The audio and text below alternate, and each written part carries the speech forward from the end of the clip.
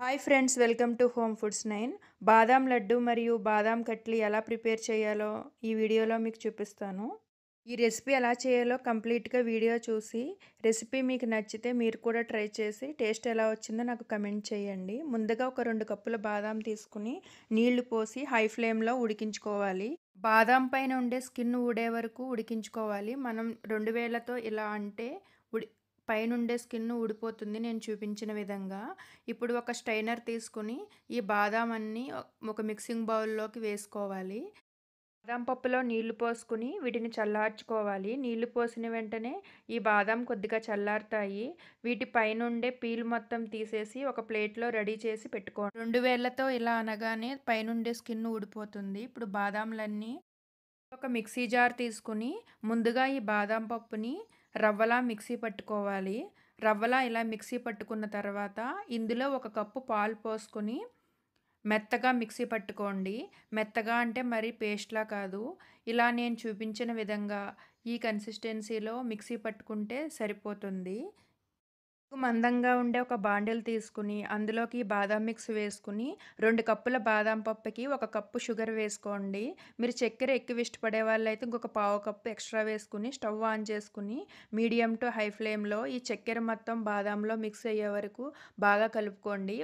చక్కెర మొత్తం బాదాంలో కలిసిపోయిన తర్వాత లూజ్ కన్సిస్టెన్సీ వస్తుంది. లూజ్ కన్సిస్టెన్సీ వచ్చిన తర్వాత అది దగ్గర పడే వరకు అలా కలుపుతూనే ఉండాలి. ఇలా లూజ్ కన్సిస్టెన్సీ వచ్చాక ఇలా గట్టి పడుతుంది. ఇలా దగ్గరకు వచ్చిన తర్వాత కుంకుమ పువ్వు నీళ్లు పోసుకోండి. ఈ నీళ్లు పోసిన తర్వాత మీకు ఉండ వచ్చే వరకు కలుపుతూనే ఉండాలి. బాగా కలపాలి. అడుగున ఒక్కటే కాదు, అన్ని వైపులా కలుపుతూనే ఉండాలి. లేదంటే అడుగు మాడిపోతుంది. ఎటువైపు వదిలేసినా అటువైపు మాడిపోతుంది. సుమారు 20 నిమిషాలు పడుతుంది ఇది ఉండ రావడానికి. ఉండ రావడానికి ముందు దించేశారంటే జిగురు వచ్చేస్తుంది. ఉండ తర్వాత ఉంచారంటే మీకు గట్టిగా అయిపోతుంది. ఇలా ఉండ వచ్చిన తర్వాత స్టవ్ ఆఫ్ చేసుకుని ఈ మిశ్రమం అంతా బాండిల్కి అన్ని వైపులా అడ్జస్ట్ చేసుకుని ఒక 5-6 గంటల పాటు దీన్ని ఆరనివ్వండి గాలికి. షాపులో కొనే స్వీట్స్ కంటే మనం ఇలా ఇంట్లో ప్రిపేర్ చేసుకుంటే హెల్త్‌కి మంచిది. టేస్ట్ కూడా చాలా బావుంటుంది. పొట్లకాడ తీసుకొని తీస్తే ఈ మిశ్రమం అంతా వచ్చేస్తుంది. ఇప్పుడు మనం చేతికి నెయ్యి రాసుకొని దీన్ని చపాతీ పిండిలాగా ఒత్తుకోవాలి. ఒత్తుకున్న తర్వాత ఒక ప్లేట్‌కి నెయ్యి రాసుకొని చపాతీ కర్రతోటి దీన్ని స్క్వేర్ షేప్‌లోకి వచ్చేలాగా అడ్జస్ట్ చేసుకోవాలి. బటర్ పేపర్ ఉంటే వేసుకోవచ్చు.